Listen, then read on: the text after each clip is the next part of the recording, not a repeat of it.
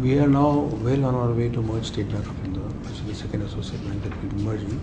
It's the last mile clearance that we are awaiting from the government, and it should come sometime this month. And then mandatorily we've got about a 30-day period during which we allow if anybody needs to make any appeal against and merge it to the courts. So possibly by June, July we'll be merging this bank also. I think one of the challenges that you've had is your ability to raise capital. You mentioned earlier, I guess, the development of capital markets in India. You, I guess, have a challenge with the government's ownership and, I guess, the ability for the government to pitch in. What are some of the developments on that side? I mean, are you looking to raise capital, and if so, what are you facing there? Well, our capital adequacy ratio is close to 14% even now. So there is no immediate or urgent need for capital. But we look at the bank's capital requirements over a 5-year cycle, not only what the bank would need, and we keep on renewing this every 3 months or every 6 months. We keep on making new projections. We need capital for growth within the bank, but we also need capital because we've got a number of subsidiaries and associates. Insurance companies, they need a lot of capital. Our associate banks, which we own 100%, they need a lot of capital. So that is the second reason why we need capital and huge amounts of it from time to time. And the third thing is that as we set up new companies, or we might, depending upon circumstances being right, maybe wanting to buy a bank either in India or largely it is outside India. So we need capital for those things also.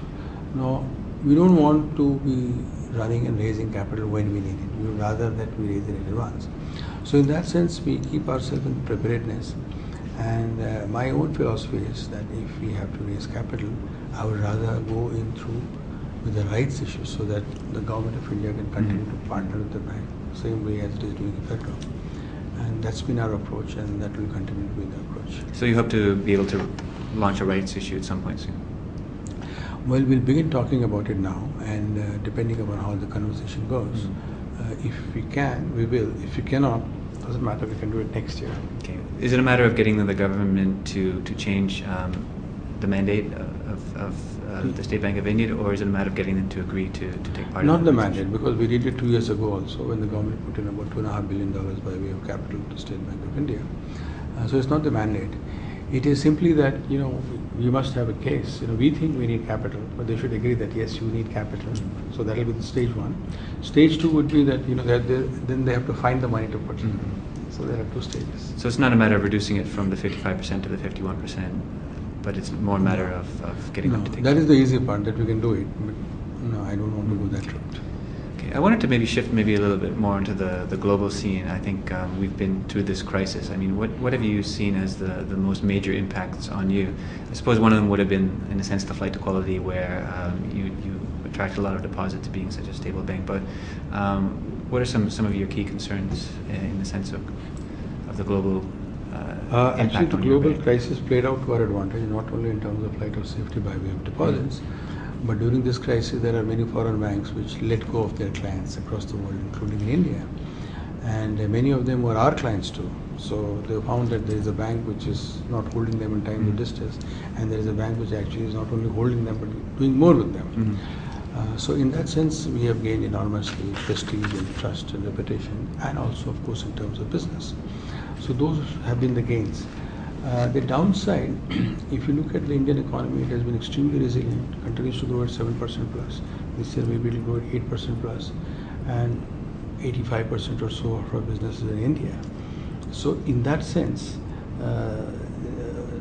from the perspective of State Bank of India, there is no immediate concern that we have.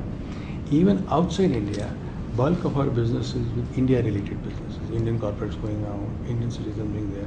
We also, of course, do business locally everywhere, but the larger percentage is with India-related businesses, trade finance, mergers and acquisitions, non-resident Indians. So there again, we have not found any major issues. To a very small extent, in the US, wherever we've been in the real estate market, there have been some markdowns. And we had a very small exposure to Lehman, I think $10 million or something like that. So those were issues. But in a balance sheet which is close to $200 billion, these are small numbers that we're talking about. I guess if the global crisis hasn't really given you a lot of grave concern, what are your real concerns? What really worries you about the forward-looking picture? So one is technology. I feel that as a service organization, and particularly as a financial services organization, we cannot serve well and be efficient and cost efficient without technology. So whether we have the right technology, whether we get the technology at the right price, and whether my people are able to be abreast of the technology. We don't want to be vendor dependent. We want to understand. We need vendors. We'll always need them because technology is getting more and more sophisticated. But we need to be able to be in control of it. So technology is a major focus area for me. And whatever it takes to invest in technology for keeping the bank abreast, we would like to do that. So that is one area. The other area on my priority is my own people. In this rapidly changing world, where not only economic dynamics are changing, but because of technology, all kinds of new products are coming in the banking area. So how do we have the right skilled people and the right mindset people in the organization? How do we make sure that they always have the right skills? And how do we make sure that we retain them for the bank, not that they go out and get a job elsewhere? So people area, so not only for this subsector, very important and skilled people, but even across the organization, whether it is customer service, whether it is technology, whether it is product development, whether it is marketing and sales. So people, how do we keep them current to their responsibilities? And how do we make sure that they enjoy what they do, that they have complete involvement? So people is the second area. And the third area is with regard to risk. We have seen in the past that one can never be too careful about risk. And risk lies everywhere. And earlier risk used to be in terms of only credit risk, but market risk, and increasingly I think operational risk is becoming very important. So again, not as in an alarmist sense, but in terms of priority of concerns for the bank going forward. These are the three major concerns. Okay. You mentioned earlier one of the reasons about raising money is to acquire a bank. You're talking more about overseas rather than in India. In terms of expansion overseas, what are the markets that you're looking at? At the moment, we are actually doing a fair amount of organic expansion. Overseas expansion, we look in terms of making the bank more enabled to serve our current constituency, which is largely Indian businesses. So we'd like to go wherever Indian businesses are going or will go. So this could be, right now we are there in 32 countries across the world.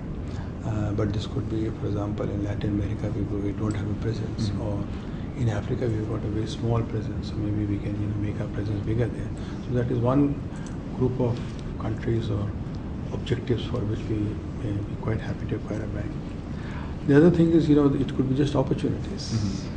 Okay. And there are a fair amount of opportunities today. Okay.